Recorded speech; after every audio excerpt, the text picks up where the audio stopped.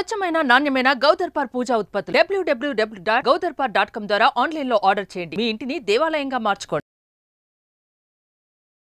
Welcome to Suman TV. నేను మీ Suman TV Nag. Kolkata ఇన్సిడెంట్కి సంబంధించి అన్ని కోణాల్లో దానికి సంబంధించినటువంటి అప్డేట్స్ ఏమున్నాయి, ఏంటి, ఏ విధంగా ముందుకెళ్తుంది, జస్టిస్ ఎప్పుడు వచ్చే అవకాశం ఉంటుంది అనేటువంటి దాని మీద సుప్రీంకోర్టు ట్రయల్స్ దగ్గర నుంచి దాని తర్వాత పాలిగ్రఫీ టెస్ట్ వరకు మనం అన్నీ మాట్లాడుకున్నాము. కానీ అభయాకు సంబంధించినటువంటి పేరెంట్స్ ఏమనుకుంటున్నారు, దానికి సంబంధించినటువంటి జస్టిస్ ఏ విధంగా కావాలని వాళ్ళు కోరుకుంటూ ఉన్నారు, అభయ తరపునటువంటి ఆ పేరెంట్స్ తరపునటువంటి ఉన్నటువంటి అడ్వకేట్ ఏం చెప్తున్నారు అనేది ఈరోజు మనతో పాటు హైకోర్టు అడ్వకేట్ రవీంద్రనాథ్ గారు ఉన్నారు. వారి మాటలు అడిగి తెలుసుకుందాం. Hello sir. హాయ్ అండి నాగరాజ్ గారు. ఈ కేసుకు సంబంధించినటువంటి వాటిలో మనం అన్నీ మాట్లాడుకున్నాం, కానీ అమ్మాయి పేరెంట్స్ సైడ్ నుంచి వాళ్ళు పడుతున్నటువంటి బాధ కానీ అండ్ వాళ్ళ నోరుని చాలామంది నొక్కిస్తూ ఉన్నారు, బయటికి రానియకుండా చేసేటువంటి వాళ్ళు కూడా చాలామంది ఉన్నారు అక్కడ. ఇది బాగా గుర్తించండి. వాళ్ళకి సంబంధించినటువంటి విషయాలు ఎక్కడా బయటికి రానియకుండా చేస్తూ ఉన్నారు. అంటే అక్కడ ఉన్నటువంటి అడ్వకేటే ఒక విషయాన్ని మెన్షన్ చేసినట్లుగా తెలుస్తోంది. సో అందులో వాస్తవ కోణాలు ఏంటి, ఏ విధంగా వెళ్తోంది అనేటువంటిది మొత్తం రవీంద్రనాథ్ గారు చెప్తారు. ఏం జరిగింది సార్ అసలు ఈ సంఘటనకు సంబంధించి నాగరాజ్ గారు, విక్టిమ్ సైడ్ ఒక వెర్షన్ ఇప్పటిదాకా పెద్దగా వినిపించట్లేదు మనకి మీడియాలో. ప్రధానంగా ఏంటంటే ఈ యొక్క సంఘటన ఏదైతే జరిగిందో అప్పటి నుంచి పేరెంట్స్ యొక్క బాధ ఏదైతే ఉందో నిజంగా వర్ణనాతీతం అండి. బహుశా ఆ రంపపు కోత, ఆ కడుపు కోత ఏ తల్లిదండ్రులకు కూడా జరగకూడదని ఆశిద్దామండి ఇటువంటి దుస్సంఘటన. మనం ప్రతి వీడియోలో చూస్తున్నాం, పేరెంట్స్ ఎంతగా ప్రొటెక్ట్ చేస్తున్నారు, ఎంతగా ఆ ఆర్జేకర్ మెడికల్ కాలేజ్ ముందు ధర్నాలో కూర్చున్నారు, వాళ్ళ బాధ వెళ్ళగొక్కుంటున్నారు. కానీ వాళ్ళని పట్టించుకునే నాదుడైతే లేడండి. ఎంతసేపు సంజయ్ రాయ్, సందీప్ ఘోష్ అంటున్నాం, ఎగ్జాక్ట్లీ కరెక్టే. కానీ వీళ్ళ యొక్క విషయం కూడా ఉందండి. ఎందుకంటే సమాజంలో తల్లిదండ్రుల యొక్క ప్రధాన బాధ్యత ఒకటి ఉంది. వాళ్ళు ఇమ్మీడియట్గా ఆ విషయాన్ని తెలుసుకొని ఎంతగా బాధని పొందారు, ఎంతగా వారి బాధను కూడా మనం తెలుసుకోవాలి. అయితే కడుపు కోత, అది ఏ తల్లిదండ్రులకు కూడా చెందినటువంటి ఒక కడుపు రంపపు కోత. ఎందుకంటే ప్రధానంగా నాగరాజ్ గారు, ఒక మెడికల్ కాలేజ్ స్టూడెంట్ అవ్వడం అంటే అంత ఆషామాషి కాదండి. కొన్ని లక్షల మంది కాంపిటీషన్లో పార్టిసిపేట్ చేస్తారు ఒక ఎంబీబీఎస్ సీటు కోసం. ఆఫ్టర్ ఇంటర్మీడియట్ తర్వాత లక్షలాది మంది కాంపిటీషన్ చేస్తే అందులో ఫస్ట్ నుంచి ఒక 500-600 సీట్లు వస్తే తప్ప గవర్నమెంట్ మెడికల్ కాలేజీలో సీటు దొరకదండి. పర్టికులర్గా ఒక గవర్నమెంట్ మెడికల్ కాలేజీలో సీటు దొరకాలంటే ఎంతో టాలెంట్ ఉండాలి. టాప్ 1000లో వస్తేనే గవర్నమెంట్ మెడికల్ కాలేజీలో సీట్ వస్తుంది. అటువంటిది ఈరోజు అభయాన్ని అమ్మాయి ఎంతో కష్టపడితే కానీ సీట్ రాలా, అంత ఈజీగా రాలా. దట్టు ఆర్జేకర్ మెడికల్ కాలేజీ అన్నది అత్యంత పురాతనమైన కాలేజీ. చాలామందికి ఒక డ్రీము. ఎందుకంటే కొన్ని వందల బ్యాచెస్ వెళ్ళి ఉండొచ్చు, బహుశా వేల బ్యాచెస్ వెళ్ళినా ఆశ్చర్యపోవడం అవసరం లేదు. ఇన్ని బ్యాచెస్ చూసిన మెడికల్ కాలేజీలో ఒక సీట్ అనేది ఒక డ్రీమ్ అనమాట అక్కడ. అటువంటి మెడికల్ కాలేజీలో ఆ అమ్మాయి ఎంతో కష్టపడి ఒక సీట్ని సంపాదించుకుంది. ఈరోజు వాళ్ళ తల్లిదండ్రుల యొక్క వెర్షన్స్ని మనం వింటూ ఉంటే ఒక విధంగా ఎంత చాలా దయనీయంగా అనిపించింది దీనికి సంబంధించి నాగరాజ్ గారు. నేను ఆ వెర్షన్స్ని తీసుకున్నాను, నేను మన ఆడియన్స్కి కూడా అందించే ప్రయత్నం చేస్తున్నాను దానికి సంబంధించి. ఇందులో ఎవరైతే విక్టిమ్స్ యొక్క బాధితురాల యొక్క తల్లిదండ్రుల పేర్లను ఇవ్వకూడదు ఉద్దేశంతో నేను రివీల్ చేయట్లేదు వాళ్ళ నేమ్స్ని.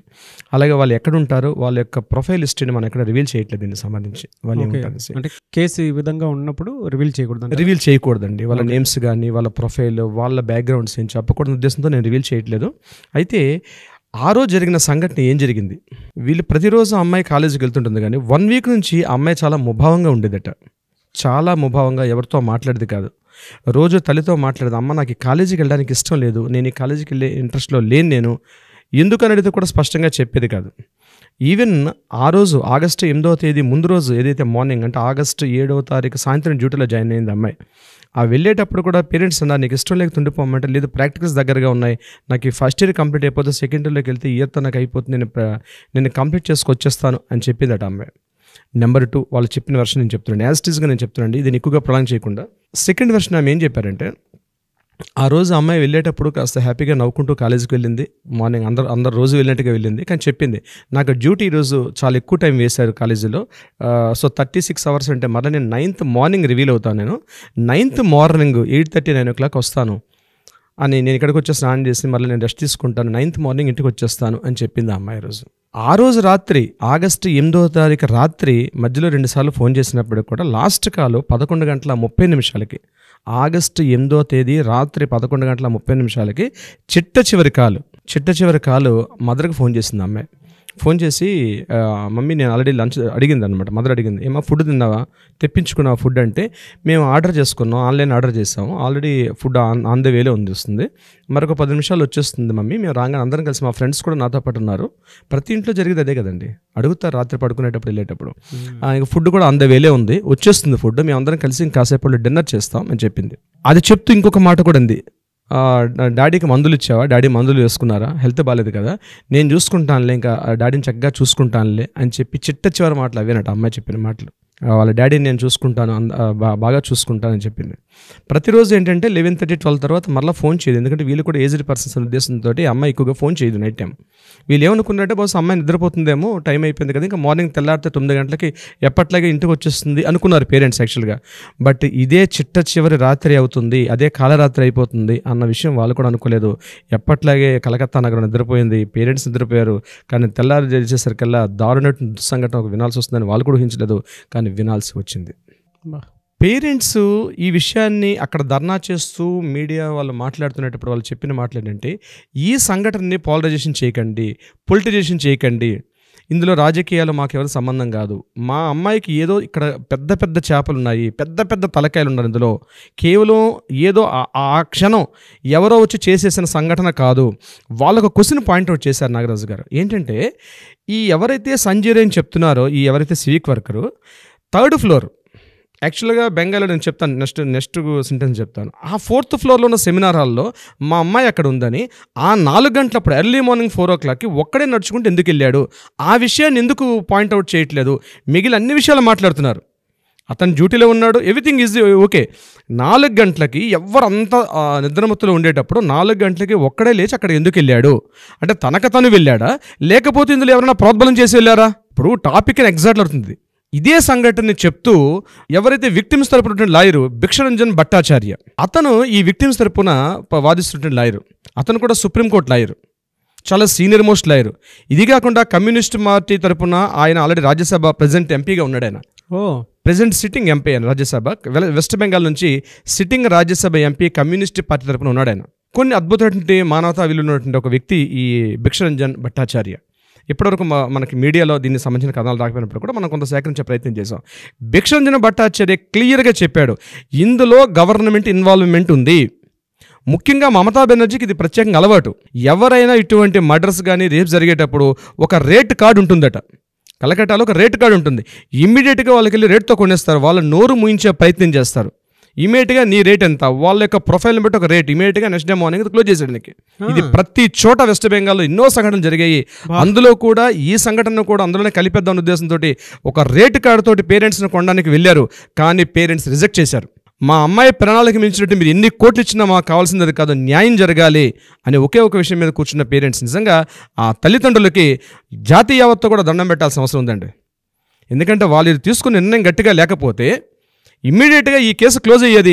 మనకి ఇంత డిస్కషన్ మనం ఒక కొత్త న్యాయానికి, ఒక కొత్త న్యాయ పోరాటానికి కూడా అవకాశం ఉండేది కాదు. అంటే ఇది కేవలం ఒక సంఘటన, దుస్సంఘటనే, కానీ ఒక జాతికి ఒక నూతన శకానికి, ఒక నాంది శకానికి పలికే అవకాశం కలిగింది. కొత్త మార్పులు వస్తాయి, రాజకీయ మార్పులు వస్తాయి, సామాజిక మార్పులు వస్తాయి, కొత్త చట్టాలు వస్తాయి.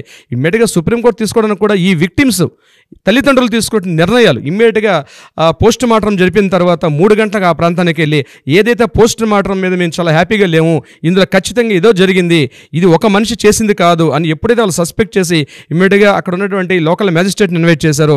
మ్యాజిస్ట్రేట్ కూడా వచ్చి చూసి వీళ్ళ యొక్క సెంటెన్స్ వాంగ్మూలం తీసుకొని ఇది హైకోర్టుకి రిఫర్ చేసిన తర్వాత ఇది పెద్దగా జరిగింది. కానీ కలకత్తాలో ఇలాంటి సంఘటనలు చాలా జరిగాయి. అయితే మమతా బెనర్జీ ఎప్పటికప్పుడు దీన్ని క్లోజ్ చేసే ప్రయత్నం చేశారు. అయినప్పుడు కూడా హైకోర్టులో ఉండేటప్పుడు కూడా ఇష్యూ ఆల్రెడీ హైకోర్టుకి వెళ్ళింది, హైకోర్టు సిబిఐకి వెళ్తుంది. అంటే ఆగస్టు 13వ తారీఖు సిబిఐకి వెళ్ళింది. సిబిఐ అండర్లో ఉన్నప్పుడు కూడా ఎంత డేరింగ్ చూడండి, ఎంత దుర్మార్గం చూడండి ఆ యొక్క వెస్ట్ బెంగాల్ జరుగుతుంది. 14వ తారీఖు ఎర్లీ మార్నింగ్ ఏం చేశారంటే కొంతమంది రౌడీ మోకలు ఏదైతే ఆర్జికర్ మెడికల్ కాలేజీ మీద జరిగిన సంఘటన జరిగిందో ఆ యొక్క ఆర్జికర్ మెడికల్ ధ్వంసం చేసే ఉద్యమంతో ఒక భయభ్రాంతులను గురి చేశారు. ఎంతోమంది పేషెంట్స్ ఉన్నారు, ఐసీయూలు ఉన్నారు, కొంతమంది పేషెంట్స్, హెల్త్ కేర్ చాలా ఒక వ్యవస్థలో ఉన్నటువంటి కాలేజీకి తెల్లవారుజామున 2:30-3 గంటల ప్రాంతంలో ఒక ముప్పేట దాడి అంటారు చూసారంటే, ఒక సడన్ అటాక్ అనమాట. సడన్ అటాక్ జరిగింది, ఏం జరిగిందో తెలియదు. అంటే పోలీసులకు తెలియకుండా జరిగిందా? ఖచ్చితంగా. అందుకని ఈరోజు ఏం చేశారు, ఏసీపీని కూడా మన తలా పోలీస్ స్టేషన్లో ఉన్నటువంటి సర్కిల్ ఇన్స్పెక్టర్ని, సబ్ ఇన్స్పెక్టర్ని, ఆ పరిధిలో ఉన్నటువంటి ఏసీపీని కూడా ఇంట్రాగేషన్ చేశారు. వాళ్ళని కూడా సస్పెండ్ చేశారు. సస్పెండ్ కార్యక్రమాలు పక్కన పెడితే ఆ దాడి జరిగి అయితే ఈ మనకి ఇక్కడ భిక్షంజన్ భట్టాచార్య రివీల్ చేసిన ఒక న్యూస్ ఏంటంటే ఆయన దగ్గర ఒక ఆడియో టేప్ దొరికింది. ఆ టేప్లో ఉన్న విషయం ఏంటంటే మనం పైకి వెళ్ళి ఆ 4th ఫ్లోర్ని మనం ధ్వంసం చేద్దాం పదండి అని కొంతమంది మాట్లాడుకున్న మాటల రికార్డు కూడా ఈరోజు పెట్టుకున్నాడు ఆయన. అది బహుశా రేపు సిబిఐ రిపోర్ట్లో కూడా వస్తుంది. ఎందుకంటే ఇప్పటిదాకా జరుగుతుంది. రేపు విక్టిమ్స్ యొక్క మనకి ఎక్కడైతే భిక్షంజన్ భట్టాచార్య మాట్లాడే మాటలో కొత్త కొత్త విషయాలు వెలుగులోకి వచ్చే అవకాశాలు ఉంటాయి. ఆడియో టేపులో 4th ఫ్లోర్ మొత్తం స్మాష్ చేయమని చెప్పి మనకు ఆర్డర్స్ ఉన్నాయి, మనం పైకి లేదని క్లోజ్ చేద్దాం అన్న ఆడియో టేప్ కూడా ఆయన దగ్గర ఉందట. బహుశా అంటే పైకి వెళ్ళారు. అయితే ఇక్కడ ఏంటి చిన్న కన్ఫ్యూజన్ జరిగిందంటే వీళ్ళు అనుకున్నట్టుగా ఖచ్చితంగా 4th ఫ్లోర్ సెమినార్ హాల్ని డ్యామేజ్ చేద్దామని ఉద్దేశంతో అటాక్ వెళ్ళారు. కానీ బెంగాల్లో 4th తల అంటారు. అంటే చూడండి, గ్రౌండ్ ఫ్లోర్లో 0 ఉంటుంది, 1 2 3 4 వెళ్ళేసరికల్లా ఒక్కోసారి 1st ఫ్లోర్ను కూడా 0గా ఉంటాయి లిఫ్ట్లో వెళ్ళేటప్పుడు. ఆ మెడికల్ కాలేజీలు అన్ఫార్చునేట్గా అంటే 3rd ఫ్లోర్ 4th ఫ్లోర్ ఆ 2 వర్డ్స్ మిస్టేక్ అనమాట. అంటే 4th ఫ్లోర్నే 3rd ఫ్లోర్ అంటారు అక్కడ. అయితే ఈ అటాక్ చేసిన దుండగులకి ఏంటంటే ఆ వర్డ్ అర్థం కాలే వాళ్ళకి. అందుకని ఏం చేశారు, 3rd ఫ్లోర్ వరకు అటాక్ చేశారు. 3rd floor, 1st floor, 2nd floor, 3rd ఫ్లోర్లో ఉన్నటువంటి టోటల్ డిపార్ట్మెంట్స్, వాళ్ళ చెస్ట్ వార్డ్ కానీ, హెల్త్ కానీ, కార్డియాక్ కానీ, న్యూరాలజీ కానీ, పల్మనాలజిస్ట్ రూమ్స్ కానీ, టోటల్ అంకాలజిస్ట్ కానీ అన్ని రూమ్స్ మీద అటాక్ చేశారు. మొత్తం ఒక విధ్వంస రచన జరిగింది. ఒక 2.5-3 గంటల పాటు జరిగిన దారుణమైన దాడి జరిగింది. కానీ అదృష్టం కొద్దీ 4th ఫ్లోర్కి వెళ్ళలేకపోయారు సెమినార్ హాల్కి. ఈలోగా ఇమీడియట్గా సిఆర్పిఎఫ్ వాళ్ళు రావడం, దాన్ని మళ్ళీ పంపించారు. ఒక 2 గంటల పాటు మమతా బెనర్జీ ఏం చెప్పిందంటే ఆ పోలీసులకి ఆర్డర్స్ ఇల్లు ఉండొచ్చు, బహుశా మీరు సైలెంట్గా ఉండండి, జరగాల్సిన డ్యామేజ్ చేసేస్తారు. అంటే మనం ఏ కాలంలో ఉన్నామంటే నాగరాజు గారు, మనం ఏదో ఉత్తర కొరియాలోనో మరో దగ్గర లేవండి. మనం ఉన్నది ఒక ప్రజాస్వామ్య ప్రభుత్వం ఉన్నాం. మనం ఒక రాష్ట్ర ముఖ్యమంత్రిగా మొత్తం సందీప్ ఘోష్ని ఇమీడియట్గా ఆ రోజు సాయంత్రం అతన్ని రిజైన్ చేయడంతో తన యొక్క క్రూయల్టీ బయటపడింది. అక్కడ మిస్ అయింది. సో నెక్స్ట్ స్టెప్లోకి వెళ్ళింది. ఎక్కడైతే ఎవిడెన్స్ ఉన్నాయో మొత్తం స్మాష్ చేద్దాం అనుకుంది, అక్కడ కూడా మిస్ అయిపోయింది. ఈరోజు పబ్లిక్ ముందు, ప్రజల ముందు ఒక దోషిగా, ఒక జాతి మొత్తం యావత్తు ఛేదించుకునే వ్యక్తిగా ఈరోజు మమతా బెనర్జీ మిగిలిపోయింది. అందుకే సార్ అకౌంటబిలిటీ 0, బ్లేమ్ గేమ్ మాత్రం 100% అనేటువంటి ట్యాగ్ తోటి తన మీద వచ్చేటువంటి కొన్ని ఆరోపణలు చూస్తూనే ఉన్నాం మనం. ఇంత డెడికేటెడ్గా నాకు తెలిసి ఒక అడ్వకేట్ న్యాయం జరగాలని చెప్పేసి మీరు తీసుకొచ్చేటువంటి ప్రతి ఇన్ఫర్మేషన్ ఉంది చూసారా. వాళ్ళ తెలుగు రాష్ట్రాల్లో అంటే మన ఇంట్లో జరిగినటువంటి సమస్యగా అందరం భావించాలి, దీన్ని ముందుకు తీసుకొని దీనికి మనకి న్యాయం జరగాలి, ఇది మన ఇంట్లో సమస్య అని చెప్పేసి అనుకొని వెళ్తున్నటువంటి ప్రాసెస్లో మీరు దీనికి డెడికేట్ అయ్యి ఈ ఇన్ఫర్మేషన్ అంతా మన వాళ్ళకి చెప్పడం అనేది నిజంగా మీరు ఇన్ఫర్మేషన్ మేము ఇవ్వడం కరెక్ట్ అయినప్పుడు నాగరాజు గారు ఈ ప్లాట్ఫామ్ క్రియేట్ చేశారు. ఒక బిజినెస్ సీఈఓగా మీకు చాలా బాధ్యతలు ఉంటాయి. సుమన్ టీవీలో ఒక ప్రధాన భూమిక మీరు వహిస్తున్నారు. ఇన్ని బాధ్యతలు కూడా పక్కన పెట్టి ఒక సామాజిక బాధ్యత, నా బాధ్యత ఉంది, ఎన్నో చేశారు మీరు, ఒక స్టేజ్ చూశారు. అయినప్పటికీ కూడా ఒక సామాజిక బాధ్యత అన్నది భుజస్కంధాల మీద తీసుకొని ఒక లోక కళ్యాణం ఒక పదాన్ని మీరు ఎప్పుడు వాడతారు. ఇది ఖచ్చితంగా జరుగుతుంది రంగనాథ్ గారు, ఖచ్చితంగా మనం చేద్దామని మీరు ఉత్సాహం చూపించకపోతే బహుశా మనం ఇన్ని ఎపిసోడ్లు చేసేవాళ్ళం కాదు, ఇంతటి వరకు మనం ముందుకు వెళ్ళేవాళ్ళం. కాబట్టి మీకు ప్రత్యేకంగా దీనికి ధన్యవాదాలు.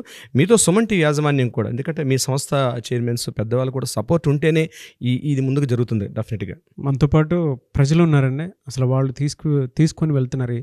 మనతో పాటు జస్టిస్ జరగాలని కోరుకున్నటువంటి వాళ్ళే విస్తుపోయేటువంటి నిజాలు చెప్పారు మీరు. నాకు కొన్ని విషయాలు మీరు ఎందుకు చెప్పేటప్పుడే కళ్ళమ్మ నీళ్ళు ఎలా వచ్చేస్తున్నాయి, ఎంత పెయిన్ అనుభవించి ఉంటారో అనేటువంటి దాంట్లో. నిన్న రాత్రి నేను ఈ పేరెంట్స్ యొక్క వీడియో కోసం, అంటే పేరెంట్స్ యొక్క ఇన్ఫర్మేషన్ తీస్తుంటే నాగరాజు గారు, ఆ పేరెంట్స్ బహుశా 14 రోజుల నుంచి తిండి తిప్పలు లేకుండా వాళ్ళ పడుతున్న మానసిక క్షోభ, జాతి యావత్తు నిలబడినా ఆ రుణం తీర్చుకోలేని పరిస్థితి అండి.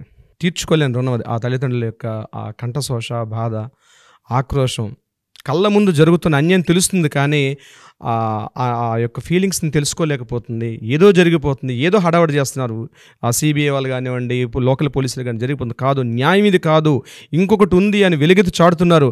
బహుశా ఇప్పటికైనా ఆ పేరెంట్స్ ఏదో చెప్తున్నారో వాళ్ళని అర్థం చేసుకునే విధంగా వెళ్ళగలిగితే మరొక కొత్త కోణంలో మరికొన్ని కొత్త విషయాలు బయటపడతాయి. ఎందుకంటే ఆ అమ్మాయి డైరీ, ఆ అమ్మాయి యొక్క మొబైల్ ఫోన్, ఇవన్నీ వెలుగులో తీసుకురావాల్సిన అవసరం ఉంది. మరి ఏం చేశారో వాటి యొక్క ఇప్పటిగా మనకు డీటెయిల్స్ రివీల్ చేయట్లా.